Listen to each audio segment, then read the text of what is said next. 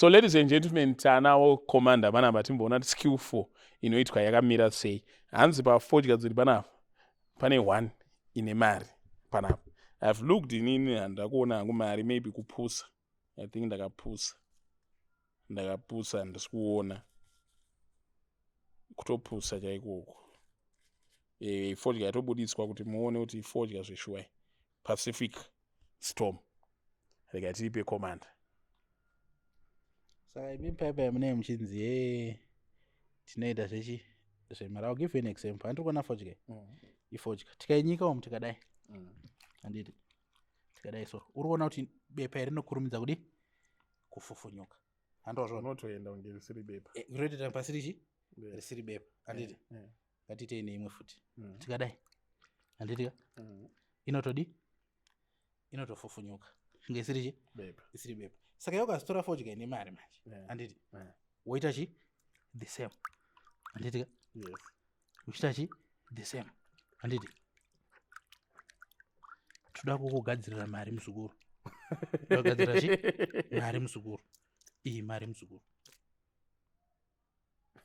It's that simple. Because mari iyi handiti and that's real money by the way. Yes. Handiti mari iyi handiti diameter yemari iyi handiti isame diameter yefodya. Alright. Urunzisa. Saka zvinoitwa manje kunobviswa filter iyi yekumasure iyi handiti ndio inodi ndio makwanganyoro ndio inodi inobviswa. Yabviswa wobva watorwa fodya kusvika papi iyi yekumusoro fodya inobva isiwa iripo.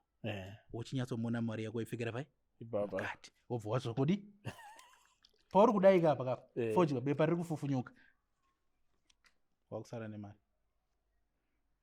Atidi vanhu vakapusa mutauni nainga hanzi naimva chesimarufu usapusa waparara.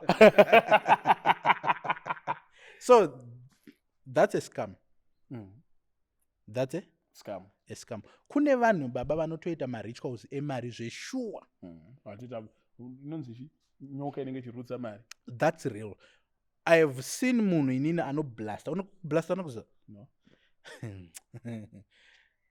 Kuna chinhu chinotorwa choiswa mutrangi ine marituals mamwe anoitwa moiswa 101 ikarohwa trangi rikarohwa so pamunorifura rinenge rakazara mari. Mari iyoyo inotozoshanda in the real world. Inoshanda because it's real money. Hapana rekwa inenge hapa because we've got money in circulation. If you ask anyone anoshanda kubanki anokuudza kuti mari inodisappear mumabanks most of the time. Unaccountable. Money just vanishes. Ngatisataure zvekumabanki. Iwe vanhu vangani vaunonzwa munhu achiti ndandakaisa $100 yematenu. Handina munhu ambovhura wallet yangu but ndazongoona ya 8. Hanzi napo so TF yengo unofunga kuti nemuomero wakaita nyika izvezvi handiti famba na Tifred nhasi muri kundonga mari svika nemuomero wakaita nyika kudai handiti iwe ngati munhu angapuse zvekurasa mari iwe wongwara zvekuindonga. Itu vanhu vane maagenda ava plus inini vaya varume vaya handiwanzoda kukomenda nezvavo because havasi muspace mangu. Kana chiti havasi muspace mangu ndiri kuti inini vangoriwo mukategori dzana vamarufu nana maponga. They are scholars. Those uchiona kuti Apostle Chiwenga can quote Bible kuseri nekuseri handingaiti argument navo paBible. He's a scholar. Wazvona? Gamaliel. Saka in my space havamo saka handiwanzokomenda zvavanotaura. Ladies and gentlemen, ndofunga mazviona izvi kuti munenge mine mari hanzi inenge yakaiswa kubva somewhere apa kusvika apa and then paunongoisa muno mira tiite so. Let us do it like this. Timyatsonzwisa babasi. maoko enyanya soma. Maoko anga oma. You see? Muendese pakanaka futi. Right. Ichi chabva ichi manje yakati nyorwe. Takubvisa chi? Fodya. Handiti? Saka inotobviswa kusvika patiri kuda kuti idi isvike. Fodya yayi. Manje fodya yakati nyorwe inogona kutidambukira. But munhu ane maziso ekuona wobva wachipeta mari wopfekera pai? Wopfekera umu wotodzosera kafilter kaya kaya. Kanotodzosereka wobva wakacheka nereza. Zvatopera. waparara usapusa tarisana pasaidi pakubva wati usapusa. Ladies and same WhatsApp group nevakomana venyuchi maboshi nyuchi takakutumirai mukarumwa. ndakatofonerwa nomwe munhu ari kuisland achinditi baba nanza kuti makarumwa nenyuchi ndikati ini kupi ungandizigwa nengakunyemba tinamborumwa nenyuchi. Ladies and gentlemen,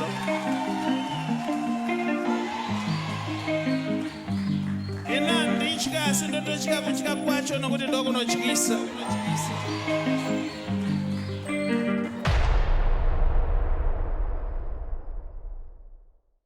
ladies and gentlemen, tadzoka kudomboshava kwakomanda Ibrahim. Notanga nekumbokucompliment each and every day panotarisa macomments angu epayoutube because as an uploader unenge uine dashboard rako raunoverenga macomments nechiyuri yekutuchisati machichi. I rarely pass a day ndisina kuona comment inenge yakanzi bring back commander, ndimega munodzoka by public demand. totenda mwari inyasha chimbo maybe wanaona kufunga kuti kunyeba not mumbotaura under oath makandinvite kangani munoko. tongoti twice pamwe pesa pachinjanja kuitika ndimaitondifonera mototi baba muri kwere toda kusvika. iye haisi nyaya iyi kana inonzichi yekuti tiri kungotaura hedu ndikutotaura under oath. Andimaona kutoti ukaona taura kwakomanda kazhinji kacho most of the times hatirambe kuti vanogona kuzoti invite wokwati but kazhinji kacho tisitoenda toti komanda pane zvakati zvatoda kuti timbotaura otherwise munhu sei komanda. No, in the right. Mwari wenyu ari kutichengeta. Mwari wangu inini. Mwari wenyu ari kutichengeta. Mwari waAbrahama, Mwari waJakobho, Mwari waEzekiel Guti, Mwari waSamuel Mutendi, Mwari waZigo. Mwari waZigo. Ndazvona. So today we are going to do something different. Pakatrenda video ra DJ Sparks nevamwe sekuru sekuru in rhetoric but vaiita zvekunzi vaichinja fodya kuita mari. Mhosva dzaSparks kazhinji kacho imhosva dzangu painternet. Ndinoona wakapomera Sparks adai ndotoona Zigo zita rake rabuda. Ine ndikapara mhosva wakadai unoona zita raSparks raita sei rabuda. Saka panapa commander vari kuti no hakuna chinhu chakadaro. So what he did vauya nefodya dzavo idzi kwete dzavanoputa totati ndo vauya nadzo in9 fodya idzi. So at the end of the video he's going to prove to us kuti zvezveya it's a scam. Hanzi ifake dziya saka vanditi mufodya umo pane fodya 1 ine mari but ndazviramba kuti pane ine mari because ndatarisa pesa apo hapana fodya yandiri kuona ngeneshi ine mari. But we will watch, stay glued to the end of the video and you tell me what you really think about it. Imi mukatadza kuprove apo munosmoka imwe chete. Ini ndonzi commander baba. Not by nickname. Not by nickname, but by what? By accolades. Tine hondo dzatakatorwa tikawina. Muri maofesi. Tiri maofesi pamweya. Kone tisingaone wakadefeatwa wacho achiti tisi takadini takarwa. The defeated don't make any sense or any value of some sort in history. Kuita nge varungu veRhodesia. Varungu veRhodesia tori nemagazini avo avanotonyora vachitoti keeping the dream alive. Vatori neflag yavo yavanopota vachitoisa. Like they are saying it's a dream. It will never come true. What's your views on Chikristu and politics in the sense yekuti inini saZigo, what should I do kana ndisiri kufarira zviri kuitika munyika kana utungamiriri munyika ndofana kumukira utungamiriri uripo here ndoita what should I do? Okay. Toda kuianswer nyaya in a way that is diplomatic so that everyone has an understanding and a comprehension. Unoziva kuti kune zvinhu zviriko zvatinozolabela isusu for our own good and understanding. So from the beginning there were no countries, there were kingdoms which were ruled by chieftains and kings. Chieftains and kings were never voted in by anyone. Okay. You understand? but they were voted in by the gods and God. But they were voted in, they were put in by the gods, gods with a small g and an s ku end, or by God, the creator. So vana King Shaka, vana Munu Mutapa, or vana King Leopold or whatever, those guys were born royalty, and royalty, it runs through blood.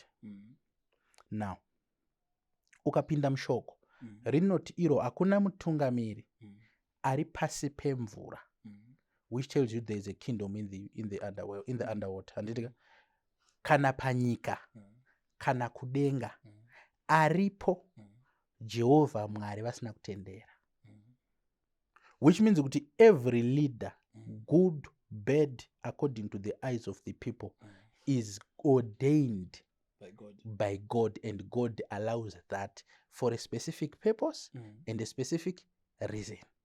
Now, us as human beings, we then create systems. One of the systems that we have created as human beings is what we call democracy. You understand? Kuti we are going to vote ningi in or vote ningi out. But the ultimate truth is, he who has been chosen by the gods, ndiye anongowina. So Christianity and politics are intertwined. Zvakatongobatana ukatarisa Bible rese rere yaive nyaya yekunzi maMidiani nemaAmorites, maPhilistine, maIsraelites. So it's politics. Why? Because Mwari, for the purpose of his people, he has to put a hand in whoever is going to lead those people. Whoever is going to lead those people. Yes. So hapana need for political action. Kana kuti Mwari kana akuda kuchinja utungamiri hwo kana akuda kuisa muutungamiri, anohumutsa ega, ohuisa ega, and utungamiri hwaufeile pakuhuisa. This is what happens. Earth is a domain of mortals, human beings. But everything chinotanga mumweya chichiuya panyika. You understand? So now you need to understand kuti Jesu paari kuzvarwa, Mary and Joseph vanovengwa nengirozi vonzi tizai nemwana nekuti aruda kuurawa naHerod. Vaigona kuti aiwa handi ndiye akanzi mwana waMwari, hatina kwatinoenda. The child was going to be killed. And zvazvicha affecta the plan yaingefanira kunge ichiita prevail. So kunotori nemascenario ekuti vanhu tinotoita zvimwe zvinhu kana mamwe maaction. Handitika anonzi neBhaibheri vanhu vakachema kuna Sameri kuti taakuda mambo, hatichadi kutongwa newe, taakuda mambo. And they chose Saul. So ndobva aita mambo wavo. So aita mambo wavo akatanga futi kuvhiringidza maplan aMwari. Get my point? Because Mwari in the beginning, he was not happy with people having a choice. Exactly. People did not have a problem with Saul, but God had a problem with Saul. So you realize kuti vanhu vanogona kuita problem nemunhu, Mwari asina problem nemunhu. Kana kuti vanhu vanogona kusaita problem nemunhu, but Mwari ane problem nevanhu. Saka at the end of the day you realize kuti Mwari avazoforce vanhu kuti aiwa uyu ndiye wandiri kuda, but pane ma-events anongoitika, anotranspire, anopropela zvinhu kuti zvisvike pacertain level or angle. Now here is the very tricky part that you need to understand. Any leader who wants to lead people who doesn't have spiritual counsel will not prevail. Why? Because spiritual counsel inokudzidzisa seasoning and timing. David anozodzwa kuva mambo naSamuel, but haabva atoenda pathrone. Pane ma-events anotranspire. Imwe event anotoenda unocheka bhachi raSaul. Obva amuratidza kuti ndaide ndakuuraya. You understand? Let me give an example. Ndozvangu kuti ndinochawana backlash because especially to those who don't like the current president, His Excellency Emmerson Dambudzo Mnangagwa. There was a time yavaitukwa vakagara. There was a time yavaivhiringidzwa wakati vakagara. He never said anything because I believe he understood kuti current time is not yet the right time for me to be. It's not yet my time. It's not yet my time. But when it's my time, The clouds have not yet. yes. But unaona saka ndiri kuti kana chinhu chakufana kuitika zigo. Let's be realistic. Are we saying kuti isusu the ruling party ZANU-PF is more powerful than God? No, it's not. You understand? Saka kunge iyo iri ipapo zviro kuti Mwari ari kuzvitendera. Chero isusu sevanhu tikasafara, tikapopota, tikatukana, tikadii. But at the end of the day, the plans of God will prevail over the plans of men. Alright, last one. Pane pamataura kuti a leader should have a spiritual, sort of spiritual understanding or spiritual orientation. Ipapa, do you mean kuti mutungamiri wese anofana nge either mutungamiri akasarudzwa naMwari anofana nge ari mukristu, anofana nge achiparidza shoko raMwari. Ndaiona post yaNelson Chamisa vachiti we wish for a president wekuti anombobudawo paTV achitoparidza. Saka anofana nge ari mukristu here, munhu anosarudzwa naMwari anofana nge ari mukristu here achiita zvebhaibheri oro anogona kunge pamwe vachitomwa hake doro akakula down. A king is a king. A king is not a preacher. A king is a king. A king gives kingly decisions. King pani paanofana kupa order kuti vanhu ngavaurawe. Vanhu votourayiwa. Inini am an apostle, I cannot give an order kuti vanhu ngavadi. Ndinototi vanhu ava kava tadi tavanamatira vatendeuka paunhu wavo, but pamwe materrorist atoya nebomba akaputitsa pamo vanhu vakadi vakafa. You understand? So a king, by anointing of a king, cannot take the position of a priest. I'll give you the danger to that. What is it? Saul akaenda akanotora zvinhu zvaanganzi auraya zvese. Ndobva aona fanike Samuel anonoka kuzopa zvibayiro. Ndobva atanga iye kupa zvibayiro, which means kuti he entered in the shoes of a prophet. And izvozvo Mwari zvikatoita kuti vamurambe. Not only that, pane futi anonzi ndiUzia ndiani akaenda akanobhena incense ndiye. So what I'm trying to show you ndezvekuti there is a reason kuchinzi plumber anditika ndiye anogadzira mapaipi nei. Electrician anogadzira magetsi. Munhu nemunhu antori negrace neanointing nedispatchment of angels assigned for that post yanenge anayo. Saka you don't expect a man of God to be in the office of a politician, or a politician to be in the office of a man of God. Unless God decides so. No, God will never decide like that because these are systems in place. You understand? Unless there is a compromise yekuti pamwe paita flood kuchipinge. President vakanoadresa vanhu vekuchipinge havasi kuzongova address, havasvikuva kuti pamberi neZANU-PF. No, you console with them, you even put scriptures to encourage people and give people hope. Kana ari wechivanhu anogona kuti audzewo zvechivanhu zvinovaconsola. Let me say this, ndoziva kuti vanhu vechivanhu vamwe vachabatikana. But unozviziva here iwe Zigo kuti pese panoitika problem, pese panoitika disaster, imimi majournalist, mablogger nevanhu vekupi munenge muchibuda muchiti let's pray for vanhu vari kuchimani, let's pray for vanhu vari kwakati. Asi andamboona noti andeitoita bira kuchimani kuti kwaita flood, which tells you kuti everyone in this country, whether Muslim, Hindu, ATR, we all have a position of understanding kuti pane panoda munhu kuti ungopfugama as an individual wotaura namusiki wako. So that's the position yandiri kutaura kuti president anobva encourage vanhu kuti vadaro, but that does not make him a preacher. But panoitika a natural disaster rakafanana nedrought. Drought is a natural disaster. Toita bira one. Panoitika natural disaster rakafanana nedrought kuti toita bira. Can we compare drought with earthquakes and floods? No, we cannot, because it's about how rapid. And don't get me wrong, I'm not saying there's anything against Mabira. Over Mabira. But ndiri kuti inini munotorwa munamato neng'anga dzinotorwa munamato.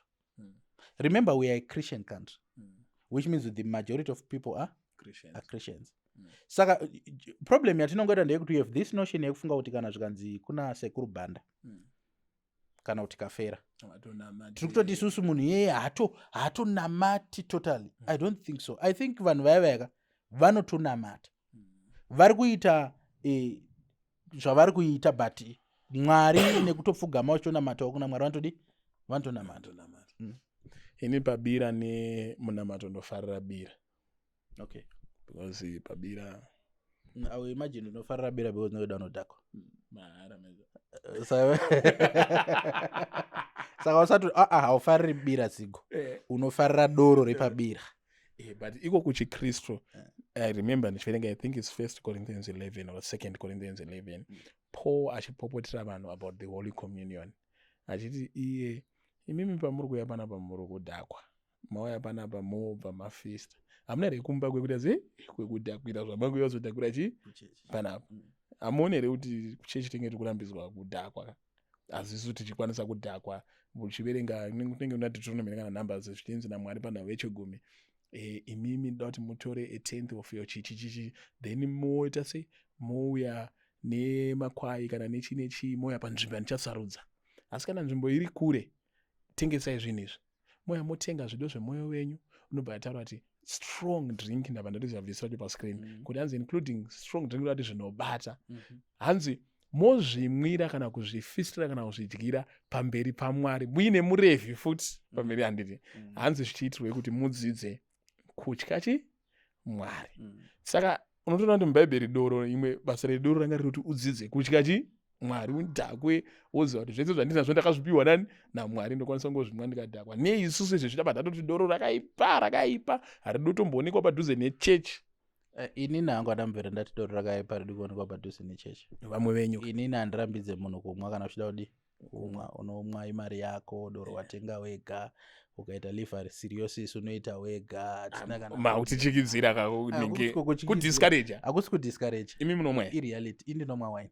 Aiwa, wine haisi doro. Saka ndiri kuti inini tikura black label. Iwe mutsananguriro waita vhesi manje.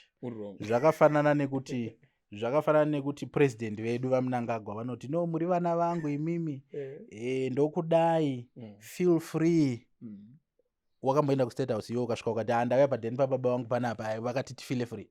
No, it's because ndo understand kuti zvakafanana ndikanzi feel at home. Panapa mukanditi feel at home doesn't mean ndakutopinda mubedroom menyu. Scripture wabata iwewe.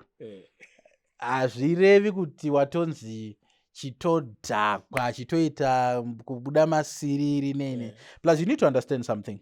The issue of drinking beer has nothing to do with God. It doesn't affect your relationship with God in any way. But it might affect your health and your relationship with people muma community maunogara. Imagine ai baba zigo madhako mobva mazviwetera, momuka makawetera majira murume mukuru wazvona. Imagine kuti iwe ukadhakwa unenge uchifamba uchishauda raini rese, wakuda kubata vakadzi vanhu magadziko murodi, worohwa wabva mazino, kana kuti hauna uri kunetsana naye kana wega unongogomborwa udonha urovera wotoita mavendi. Kudhakwa kwakatoita kuti umwe murume atadze kutora mota yaifanira kutora last week akatozoitora nemandi asoba. Amawada chinonzi caption ya week newa hanzi namuye kuzvitsvagira. You see?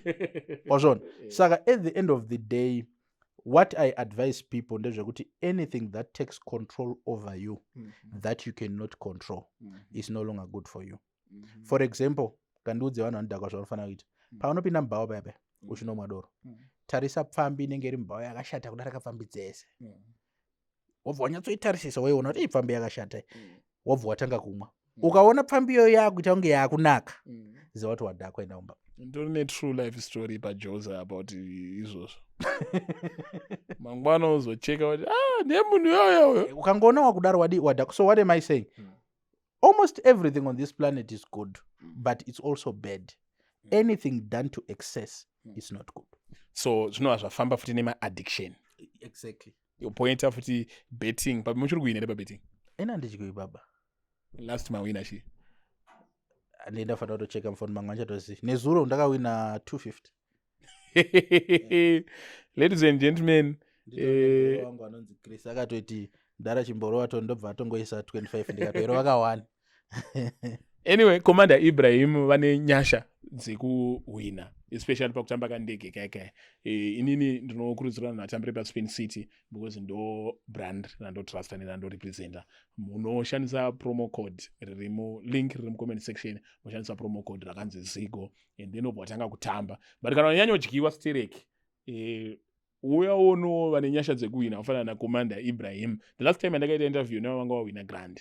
Izvo zvataura kuti nezo rakawina 250 irent inotogarwa kuti madeo mabada saka ukauya, this is actually spiritual, he can help you in that direction. But anchiti ma-addictions, we say bet responsibly, the same way atinoti drink responsibly, the same way atinoti drive responsibly, zvese tinongoti responsibly. Pama-addiction pane ndakaona makati masturbation. Masturbation is it, I know kuti kana addiction yato problem, we don't have to talk about it. But can masturbation be casual as, let's say, the same way andoita sex names mai wangu? Pastor Chris said masturbation is not a sin. How do you look at something like that? Masturbation, okay, what's a sin? And to anyone who knows how to do good and does not do it, to him it is sin. Inini, I think kuti sin is something that chinonyangadza Mwari. Chivi chinhu chekuti Mwari havafari nazvo kana uchizviita. That's sin. So tikati masturbation is not a sin. And it tiri kuti masturbation hainyangadzi Mwari. Fair and fine. Inonyangadzira Mwari. Tinogona kuti isusu masturbation hainyangadzi Mwari. I don't think God can be concerned kuti wakazvivarira mutoilet uchizviita zvauri kuzviita. That's not God's business. But here is the catch now. Hakuna munhu akambotora mavhu akaisa muromo akaimagina kuti ishuga obva atonakirwa nemavhu ototi ishuga. Which tells you kuti masturbation, whatever you'll be doing, there is an auxiliary entity that is present there with you, giving you the pleasure that you are creator in your mind. Imagination. What is imagination? Obviously kana ndichimasturbata muZimbabwe tomboti ndoda masturbata nditi ndoimagina Lauren Guyo naTariro Gesi fushari ngari mukadzi wemunhu kana musikana wemumwe munhu. So here's the thing. Imimi chamunoti imagination, you say it's imagination because you were taught kuti it's imagination, and people who don't understand certain things, they create certain syllabuses and systems according to how they understand them. But on logical sense, hakuna chinonzi imagination. It's actually a nation of images that you'll be creating and putting together that you can actually bring into the physical and make them manifest. Saka baby ndinenge ndichitoita zvinhu iwewe une kombi yakwe wakaitenga usati waionera. Unototanga waiona ndiri kuda kombi, wotonyatso picture kuti kombi yandiri kuda yakadai, wozonoi-withdrawa mumweya woiwinza panyama. You are now working towards what you have been thinking or imagining in your head. You understand? That's why uchiona kuti iwewe munhu anotozonotsvaga munhu ane mafeatures akaita saLauren Guyo wekudanana naye. You understand? So we can say Pastor Chris says masturbation is not a sin, but I will say it's not a sin, but it's a problem. Right. It affects you as an individual. I think it's self-abuse. Anzi napashoni anzi mukadzi anake anzi asi anobatsira kubudisa kunaka kuri mauri already. Answer that's why we should get a masturbation unongonakirwa zvakadaro.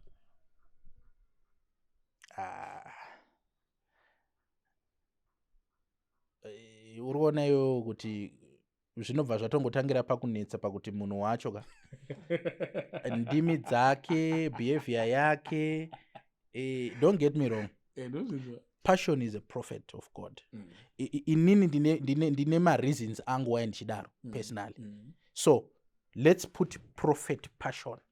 And Prophet Passion havasirivo vari kutaura izvozvo. Uyu ndiPassion ndiPanganai Java ari kutaura zvipi? Nditwabam. Saka Twabam being Twabam will say whatever he thinks. Ndiri kufaona. Ladies and gentlemen, Commander Ibrahim vane TikTok inopisa ndopa wanoposta yatinoti primary content yavo. Isi kana takuya panapa tinenge takuita recap of what you have talked about. Go and follow that platform.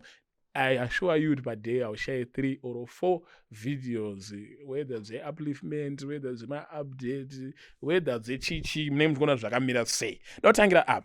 I saw you posted an issue, vanhu vanoti vakambofa vakamuka. Nyaya idzodzo ndinonyanzonzwa kuzayoja kuti vatekwa vanonyeba, mabhishopu vanonyeba zingenozwa. Maitana nawe kuti vanhu vanoti vakambofa vakamuka. And then you drew a lesson from that. Banana ma comments vanhu vachingototi. No, can you just tadzisa? like and I remember my date. Wala ngendi joke memory yenyu. But mababa madora, bishop ekuzaja anonyeba. Mazhinji acho anoti akambofa akamuka. I will not comment on that. No, ngene tuje ndozo akafa akamuka kuzaja. Disclaimer.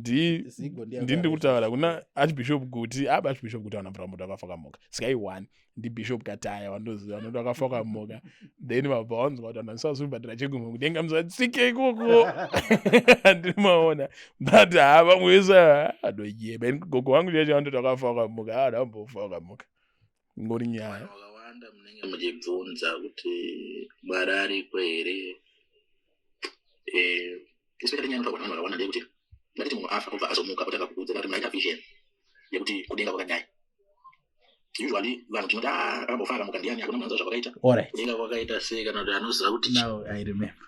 Vanhu vanofera vachimuka. But Bible karinenge chitaura kuti hakuna anzi it is appointed unto men once to die and then judgment. Baba. Vanhu vanotofa vachimuka. Vanhu vamunotoziva. Vakatoti vanofa vachimuka. So apataitana nyaya. Okay, apa ndaizama I was trying to, it was an analogy. Yandaitry kuonesa vanhu about afterlife. Because munhu anenge achiti pane here akambofa akamuka. Anditi wekuti ari kuti iye haiwa ini ndakaona kuti kudenga kwakadai. So ndaipa analogy yekuti imagine kuti mudumbu mune 2 matwins. Matwins ari mudumbu antori nelife. Pai mudumbu. Ari kutotaura nyaya. Omwe ari kuti do you think there is life after the womb? Umwe ari kuti ndione unge kune chunhu. Tikatobuda umu zvatofarana. Jacob na Esau vari kutorwa. Vari kutotaura but umwe ari kutoti inini ndinofunga kuti kunze kuna mama. Ende tinenge tichiona light rakawanda. Ende tine chidya zvonaka. Ende tetisafidhe ne-umbilical cord. Takudya nemuromo. Takufamba netsoka dzedu. Umwe ari kuti hakuna zvakadaro. Unoziva sei kuti iwe pane akambobuda here muno makatsoka. Akataura kuti zveshuwa ndozviriko. Ivo mama vacho vambori kupi. Vatisati tamboona kana kumbonzwa vachitaura. Umwe tinobva but ukanyatsoteerera unogona kuvanzwa vachitaura. So I was trying to show people kuti such is life. Kuti umwe munhu anenge achiti tikafa tadi zvapera. Anditi but there is life after this. After death. But ukafa hazvisi zvinongoperere because vanhu ndingangoti vanhu vanongofa and that's it. Hatisumboona munhu anomboya achimbodzoka kuakafa whether madreams or machi achitiudza kuti guys kwakaipa kuno. Let me show you the closest thing to death that tells you that there is something after. Dreaming. Wakarara nguva ine soro? Nezuro ndakarara around 11. Wakarara nguvai exactly? Handisi. That's the same with death. Hauzivi kuti uchafa sei nguvai. Kunongozonzi nevasara ndo vanoti time of death. But hapasipo exactly futi paunenge wafa. So just just like sleeping kuti unongoeri kana wangobvutwa. Anditi but ukarara iwewe hauroti here hauone zvinoitika hakuna here activity inenge ichiitika. So I can assure you, if there is activity when you are sleeping, there is activity when you are dead. ndo panonzi munhu pabe panonzi akafira kuhope anofa asati arara here kana kuti anorara obva afa kana kuti anomuka nditi obva afa. Ndo life after womb manje. Hakuna anosvisiva because hapana akambofira kuhope akamuka achitsanangura ndakatanga ndafa ndikazomuka. You get the sense. But I think unotanga warara then wofa wozomuka beno kai question. All right, so it's actually possible kuti munhu kana watofa, there is so much that happens. Yes. But is it perpetual? I think in any death, Torah in a wrong sense. Because the main focus of people when someone dies is on the mortal body. But this is a container. This is my body. My body is not me. You understand? So people are focusing much on what they bury. They are not focusing much on what was inside what they buried. Saka ndiri kufunga kuti inini, just like you came from another dimension, ukapinda mu body, is the same thing. You exit from this body and go to another dimension. Should we be afraid or scared of death? I would say from personal experience of a vision that I was shown, what happens when someone dies. Anditika, ukafa unouya uchicollectwa nezvinhu kana kuti nekwawanga wakaisa your allegiance to. So kana iwe wanga wakagamuchira Kristu, ukafa, Kristu comes and collects you, or whatever represents Kristu zvinoya zvokutora zvoenda newe kwaunofana kudi kuenda. Unozotora angel Michael ufanike zvakaitwa zvaida kuitwa Moses. Yeah. You understand? Ukafa iwewe pamwe uri munhu wemashavi, pamwe newe unotorwa nemadzitateguru ako oenda pamwe kudhomu what do you call it, yevadzima vako. If you check, you realize kuti mbavha yanga iri pamuchinjikwa naJesu inonzi naJesu, today anditi I will be with you in paradise, which means there's a place called paradise. Ukacheka uchaona futi kunonzi and Lazarus died and he was carried to Abraham's bosom. Zvoroti kunotori futi nenzvimbo inonzi Abraham's bosom. Saka problem inoitwa nemakristu kunyanya hama dzangu ndeyekuti aona chigumwe anobva atoisa doctrine oisa chidhindo kuti saka Mwari chigumwe, because ndo chadi chaona. Saka dimension ravhurwa munhu anda kubva ava conclusive about it kuti hazveshuwa ndo radi right final, but yet it's not like that. There are many places. So in I believe kuti wherever you go unoenda according to allegiance yawanga unayo pano panyika. Kana wanga wakaromba anditika uri kushanda pamwe nezvimwewo zvinhu ndo zvinoya zvokuclaim oenda newo kuva nezimdanzo vanotora nechi. Aiwa, hakuna vanhu vezimdanzo. Kune vanhu vanoimba simdanzo, makristu, mamuslim, veEtia. I'm looking at your video mushara nawo dzegrace to buy land. Land inoda nyasha rekutengwa, inoda mari. Saka unonzi kuti vanhu vese varotadza kutenga dzimba havana mari. Vane nungo, vanhu ava vari lazy, vanhu ava vese vasina stand, muHarare vasina stand, kumusha vasina land. They are very very lazy vanhu ava. Mune stand here. Iwe ukadaro uri kuita lazy kufunga manje. Unenge usiri kuda kufunga. Because let me tell you something. Land is the most difficult thing to acquire on this planet. Why? Because spirits akadestroyerwa mabodies nemvura. What they did ndezvokuti akabva amhanya kana occupy land. Because they clearly understood kuti people will come and vachada kuoccupy land. You understand? Saka uchiona kuti even munhu achitenga mine kunonzi paroda kutombirirwa kune varidzi vepanapa kuchirwa maspirits of that land. Makomo yese anonzi anoyera, they belong kumaspirits akanoa occupy. So possessing land, it means that you have fulfilled anditika the command that was given by God. Kuti go you therefore anditika kuti go and multiply and subdue the earth and have dominion over it. over what? The earth. Uriona?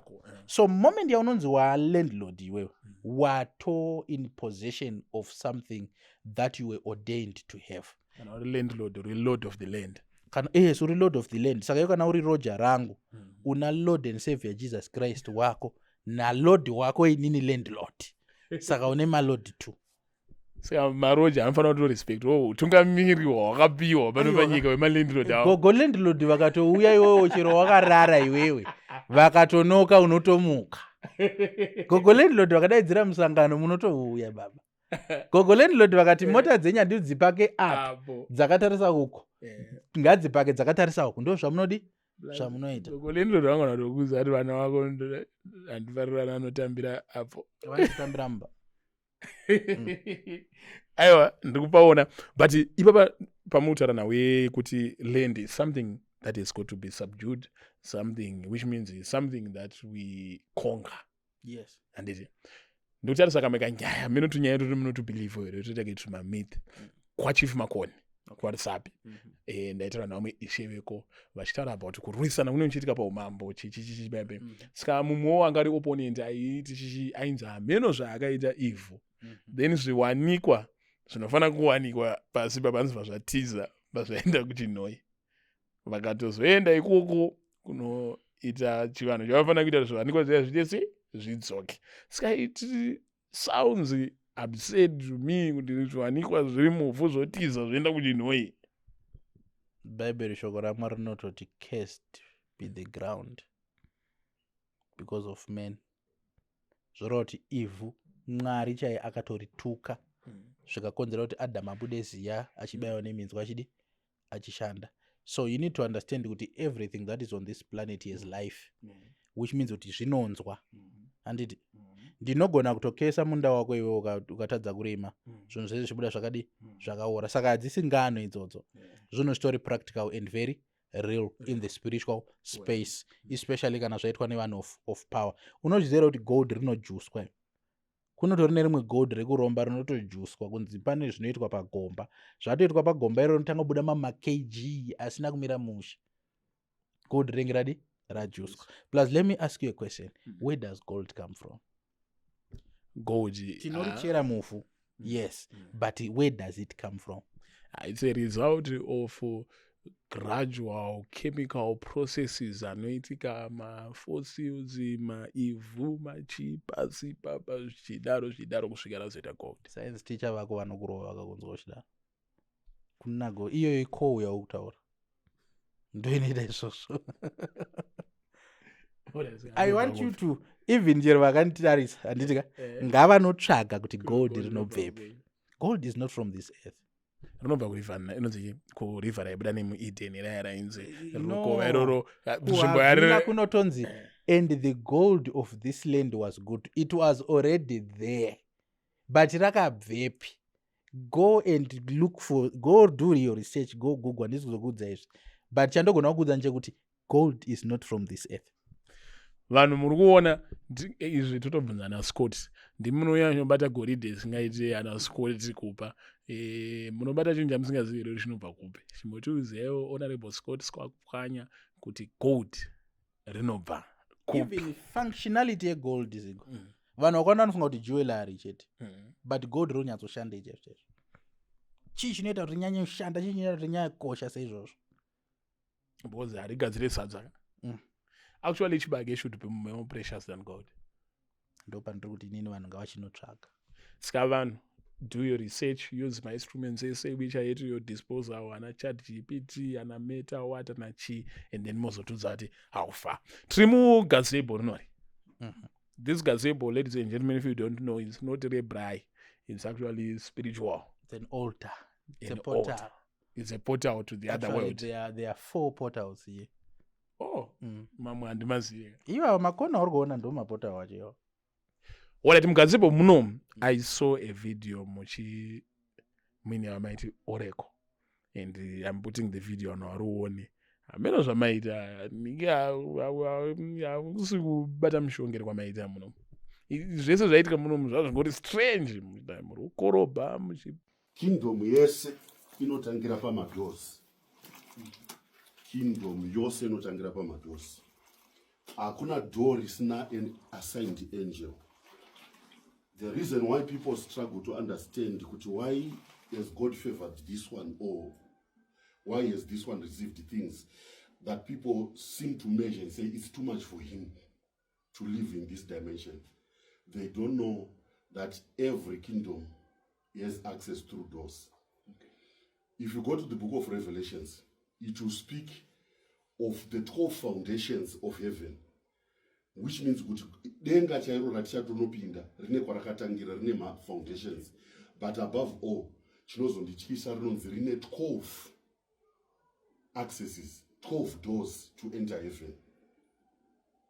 3 east, 3 south, 3 north, 3 west, 12 doors to access heaven. But each door now, if you come back out of the spirit, you will discover that the northly wind is a wind, or it gives access to deliverance. The easterly wind, it gives access to provisions. So every door in heaven also provides or gives access to a certain manifestation that follows you. Yeah. So if we fail to understand these things, it means we cannot command the angels that stand on the door that I want access to. So I open this door in the realms of the spirit. And I assign angels from the north, angels of good news, like the angel Gabriel, he manifested from the north. The angel that manifests from the east is an angel that changes your financial status. So I turn and I look to amene zvamaita hausi kubata mushongere kwamaita muno. Zvese zvaitika munomu zvazvingori strange. Muri kukorobha, muri very humble, muchitichwa, muchinzi chichi, maita sei? Vai vanonzi Prophet Farai Chawacha. He's from Gweru. That's my spiritual father. That's my father in the Lord. Saka vanga vauya kuzo cleansa pana neku announce neku bless. Saka chinoshanda on this planet inonzi law of representation. Saka uchiona kuti munhu akakunokora tsoka yako ziko handitika anotonoikanga mupani wotonzwa gombo richipisa usingaiti ushauri chiri kudi chiri kuitika handiti. Saka vanga vauya kuzocleansa neku anoenda nzvimbo ndo zvaitika bebe. So that my grace is lower than his grace. So he was ushering me into a new dimension of grace. So can you safely say to mune dimension rato change? But don't you fear kuti pamuri kudisclose information yakati say I saw you actually posted paninge maflogo yenyu hazoziva here kunobva source repower yenyu akatanga kukujambai wotanga kungonanga direct? Power remusoja rinobvepo kuna his excellency commander in chief. No, ndo vanopa ma instructions, but ndo vanovapa power here. Haipa banjaziya. Power remusoja rinobva pakuti musoja. The power of a warrior does not come from his leader. It's born with him. Saka inini mudhara ari kuuya ari kuti wanga uri meja, taakukubvisa nyembe dzeumeja, taakukupfekedza dzeukaptain. Zvoreva kuti access yawanga unayo mufield yati wedzerei. But whether ndine nyembe kana ndina nyembe ndiri musoja. You get it? So vanhu vane notion yekufunga kuti vakanzwa kuti spiritual father vofunga ndiye anokupa simba. No. He is a prophet by his own right, called by God. I am a prophet by my own right, called by God. But what he has experienced first and understood surpasses what I have experienced currently. Saka akambofamba parodi achienda anogona kukutungamira. Okay, let me give you an example. I had it chipiwa nemwe munhu wamwandu kamwe ndiani, but akati we went to a game park. Tichisvika pa game park ndo vatanzi $100 pamunhu kana muna tour guide, $10 pamunhu kana musina tour guide. Ndobva vanhu vatanga kuita debate. Iye ndobva zodaiwa 100 pamunhu. vachingopinda changofamba 100 meters takutonzi mabuffalo arapa 10 nekuleft tatotena takutonzi muri kuzoona shumba idzo manheru vakubuda vakasangana neimwe family ichipopota kuti tatenderera game yese hatina kuona kana tsuro. Why? Because vanga vaenda vega. You get the sense? So hazvirevi kuti isusu hatizive kuti kune mhuka kana but there should be a person in your life who mentors you and ushers you and opens doors for you to new seasons. You actually arrive faster if you have got a spiritual father, genuine of course. Zvinoshanda futi kumabhizimusi. Of course, ndosika uchiona kuti iwe uchaona kuti kune timu rakafanana naVusi Thembekwayo kuti anotodaidzwa otoudza vanhu. Kune timu rakafanana naMudhara Philip Chiyango kuti ritori nevakomana vanenge vari under iro. So someone has done what you are doing, someone has been where you want to go. So you need that person genuinely and propel to the next level. Someone has solved a math before you. All right. Managerian yese ari panapa. Alright, vese vanodana nemanigerian vasikana vemarare vanodana nemanigerian vede zvekutamba. Vese vanodana nemanigerian vese vakokei panapa pane vision yakana chiprofita. What did you see about Nigeria? The vision, there was an inauguration. And on that inauguration, the person who was being inaugurated to be the president of Nigeria was Davido, the musician. So I was in amazement and in Aukuti. Davido is now a president. How? I could not put 2 and 2 together. But they were musicians, America, film stars, they were all there gathered. And he was being crowned Ashton's India Avaji, Nigerian president. All right. Since you said it was a vision, should we expect it to materialize? I don't know. What's the MIT? It's a prophecy. That was on a bookmark. No, it's not a prophecy. It's something that I saw as a vision. I did not post this to endorse or give a certain mindset. No. I posted it for records. You just saw it as a vision. I just saw it. I just posted what I saw. Well, the vision, magaona maskati or manero? Manero. Maskati mamsnoskerere mchona ma Nigerian movie then bamazona song ya David. Panapa mwana wangu kadikila yeo. Ukatotodaisa Nigerian movie kandoti sangati dzimei TV yacho. We don't watch Nigerian movies panapa. What do you watch? We watch sim dramas, my action movie and stuff. Munoona Chief Ben, Allen Skills na Fritz. Yes. Vanokunakizeka fana. Vanogona fana vawe. Urona team area. As much as people might think kuti ndezvemaskits. Number one, those guys vatori ma-therapist on their own. Unogona kutoona skit ya Chief Ben kana kuti ya Kitso kana kuti ya Alan Skits wakabatkana. Then you feel relaxed. Laughing is a therapy on its own. Saka iwa team area zvekuti government yedu inofana kutopa vanhu vakariswa ma allowance kuba impower. And then I saw something about the diaspora online service. Yes, our church is actually registered in the UK. Yeah. And sad. Why did you register there? Because kwani vanhu variko vakati one day. Saka ni by God's grace we are planning kuti August tombosvikako. So ndo Zoom meeting inenge chiitwa vana ru diaspora. Okay. Hanzi maprofita they don't dance. Hanzi hakuna munhu ane power. Anotamba. That is what you are saying.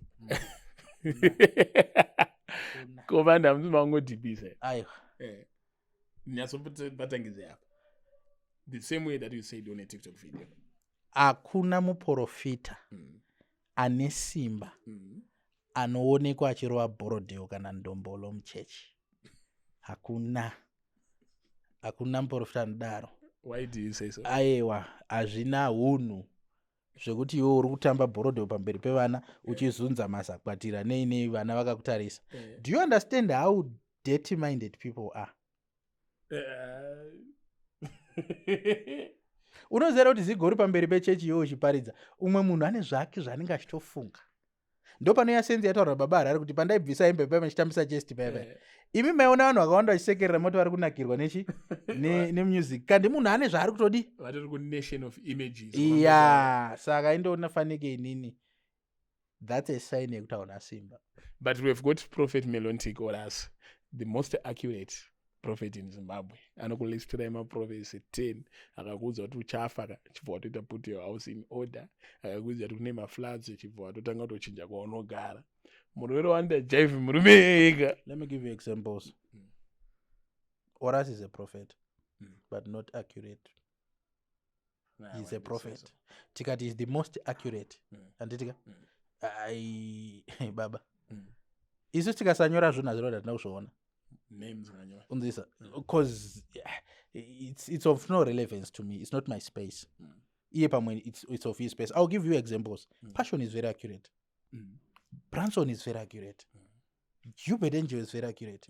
Mudhara Makandi was very accurate. Vakaona masoja pa TV. Ameno gore ripi. So tikati Horace is the most accurate. He is the guy who makes the most noise on social media. And was on. Officials na Prophet Makandi wakona uchimbotaura every day. Saka Horace kana achitobuda achirova majaifi iwaya. Antoda kubetserwa. Kwete kubetserwa kunzi deliverance ka. Rikatitomubetsera baba musapa vana zvekufunga. Zvavanenge vasingafaniri kudi kufunga. But another one anotamba zingati Prophet Tivred. Mana tingataura zva Prophet Mafuta. Mafuta tomunzwisa because Mafuta agara anga ari kumagitari. Akafanana na Prophet Miracle po. Vagara vanga vari kumagitari. Masvona. Saka it's all right. Prophet Fred pavari kutamba. Vari kutamba sa Prophet Fred here? Kana kuti vari kutamba some musician Fred? I think vatamba some musician. Saka natamba some musician hapana dambudziko. But iwo Prophet Fred aiwa aumboona vachidi vachitamba. Ndo zvandataura ndikati kune zvinhu zvisingafaniri kuitwa. Anditika sekusunga tai wopfeka sutu yakanaka kukwira kombi. Sababa vanoenda vanogara pacheya vachiitwa mafacial house. Those are wrong things to do. No, you know the body care. Self love. Kuna baba vanodaro baba vaiti izvozvo. Baba ndo patinda kunze ningi amugeze. Comrade. Iwo chintarisa nogezere. Asa hundooni nchinda kumafacial house. Handiti mafacial house. Hakuna baba vanoita mafacial house. What's wrong? Azviiti. It's not baba like. Ukudzwisisa here ziko. Azviitwe nababa. Face ya baba ifanira yakaita zvakaita face yako so. Ukudzwisisa? I say I don't know the toxic masculinity. Zvezvima terms zvese isire vanashadai. Masvona.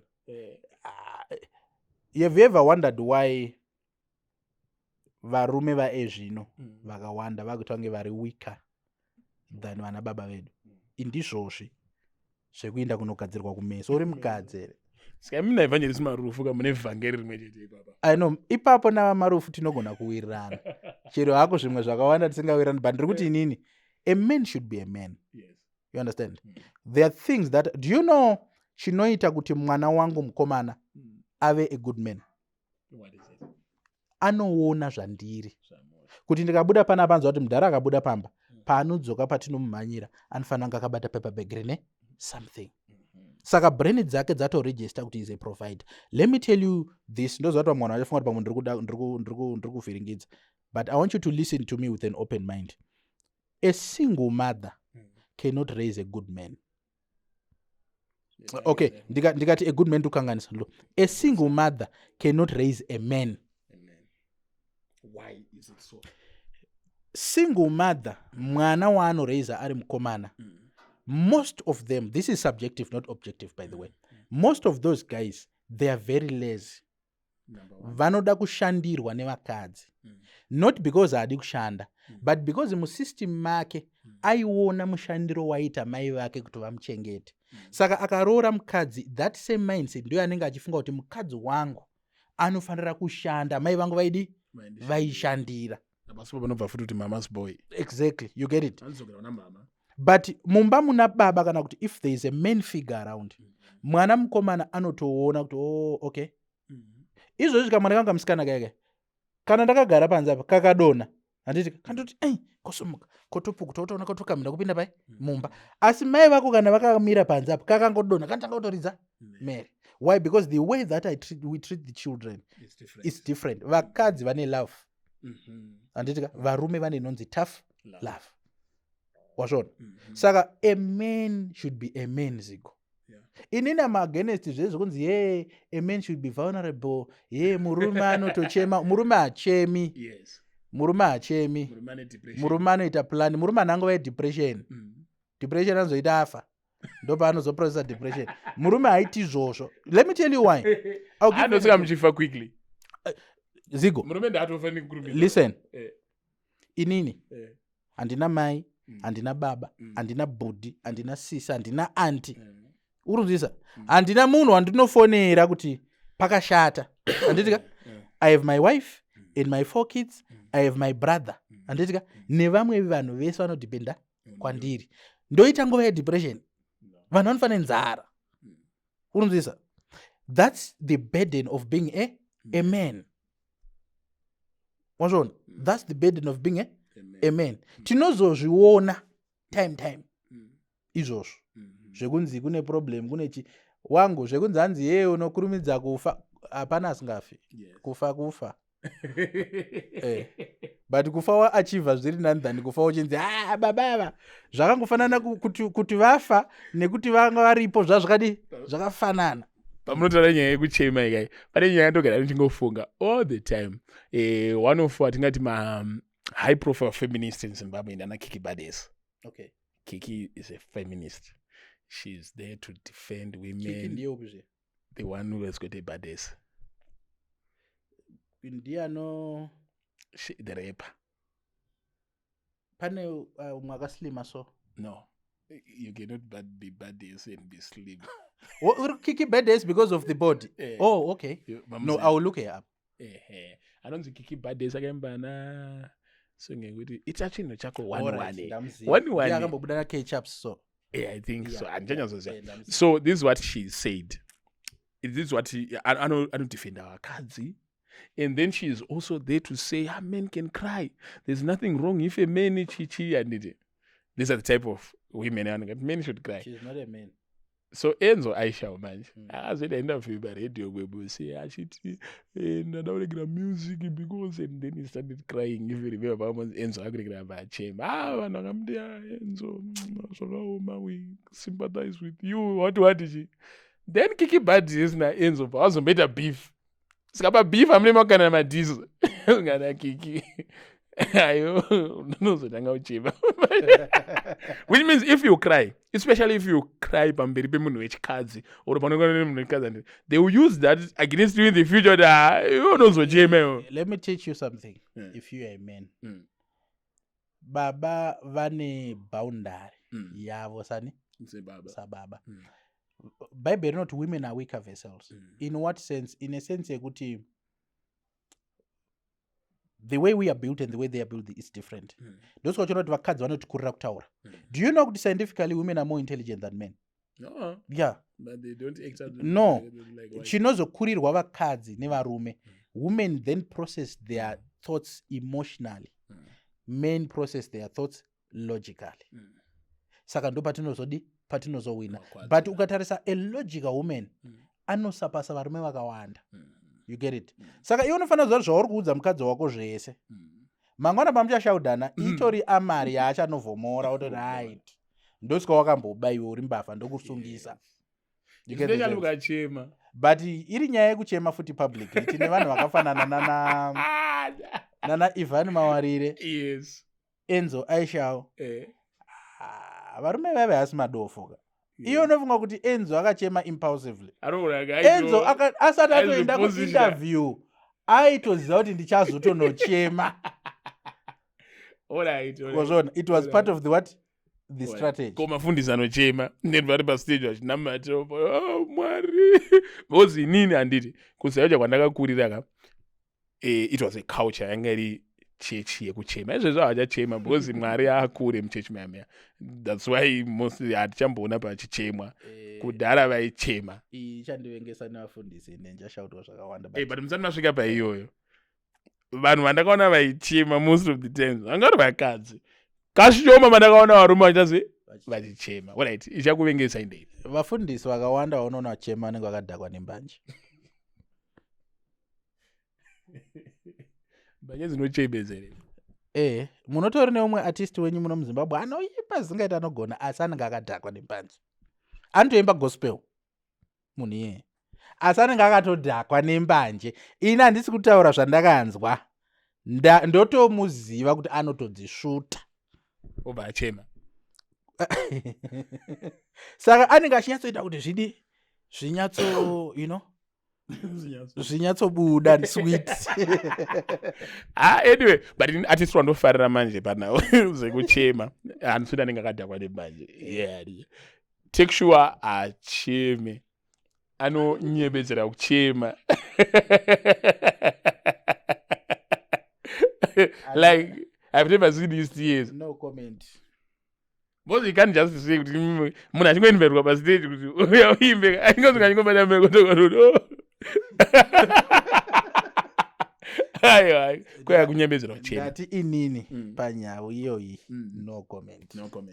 Aiwa, we'll let it pass because munhu wamwana wachida kuprotect my relationship. We are the outcast. Anyway, panhau dzekurota ndaona mune post yamakaita kuti kurota say weakness.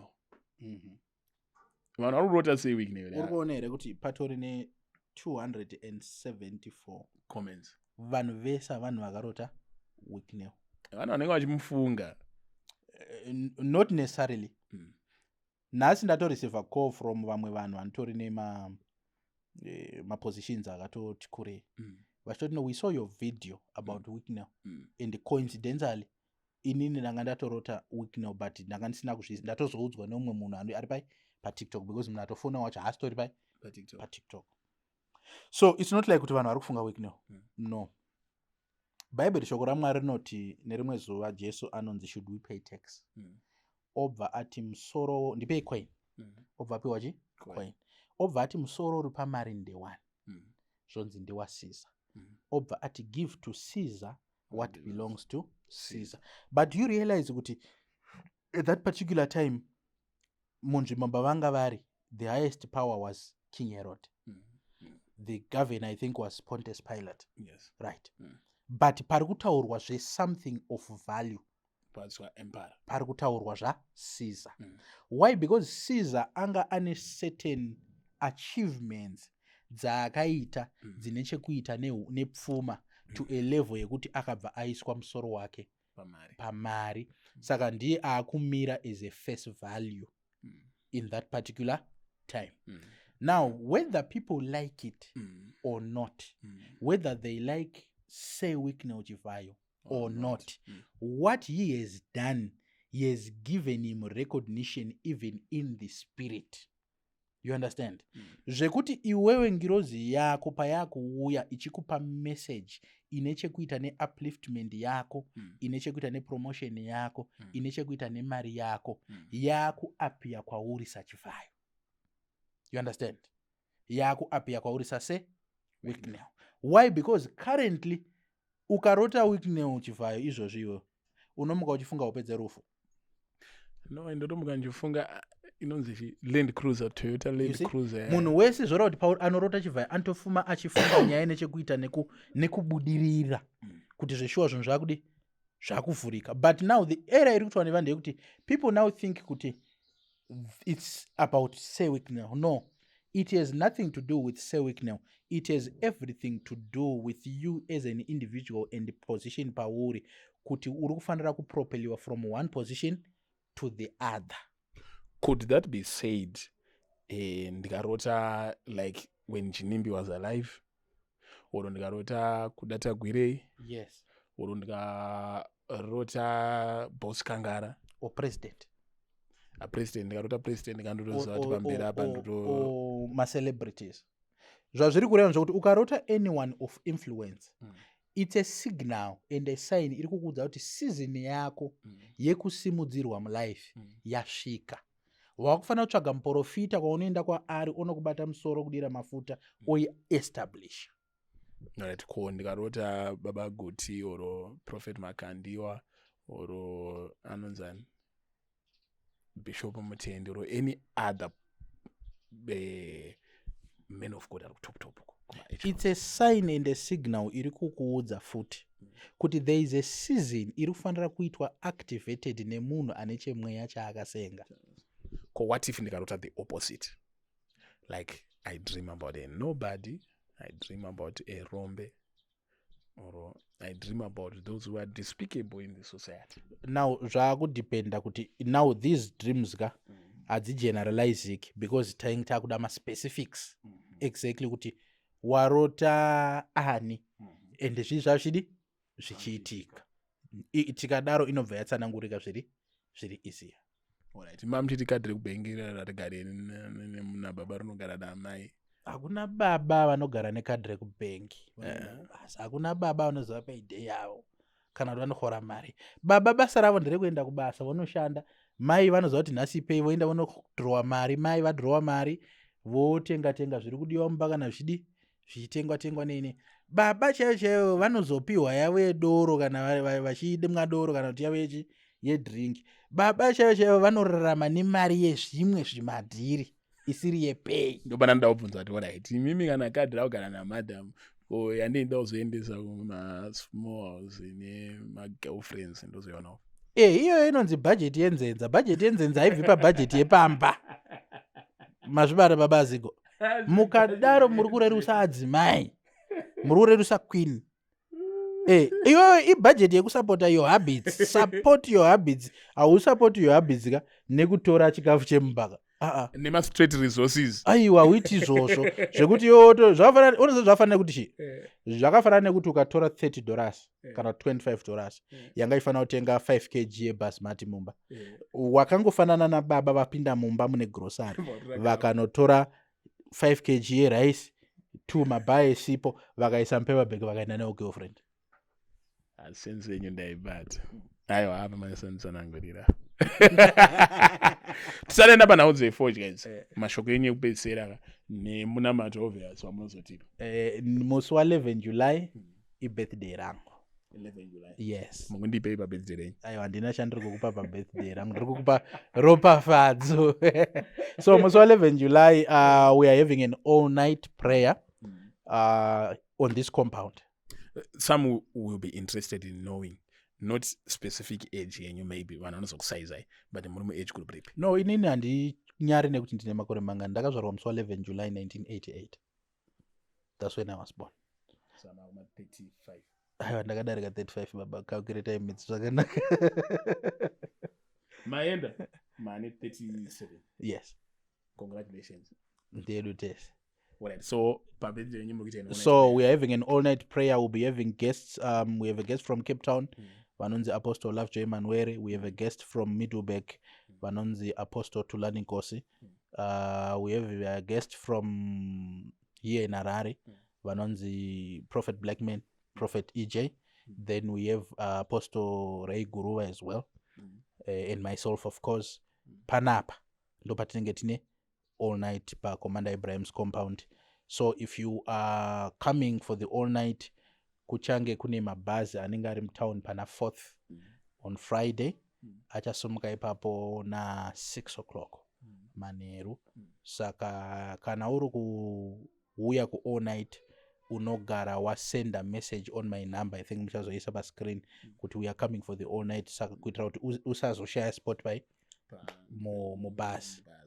Then kana uri kuuya nemota yako Borodale Road wodarika Heathcliff wodarika Mverechena ndo mashops ekutanga wodarika wosvika panonzi pamungati unotoona mabhana nema-ushers vanenge vari ipapo kubva kuusher kudi kuya service. But I will say to people it's a service not to miss. There is a secret and a word that God gave me that ndiri kufanira kutaura on that particular day that has to do with Zimbabwe that is going to cause some shaking. But tichangozvitaura nevertheless. So all are invited. All are I invited Makeka Aripo, of course. Saka, that's my first After party. no after party. Zvekuda after party ndo zvakazoita kuti vamwe vanhu vafirinidzwe kuAmerica uko. And what else? So basically that is that. Then Sunday service, like always, Tetri Pano Foot, you are invited to Sunday service. This Sunday service is a financial service. Uchemanya beg. Sikamnema kapeka ye white. Negoride. Ye white and gold. Yes.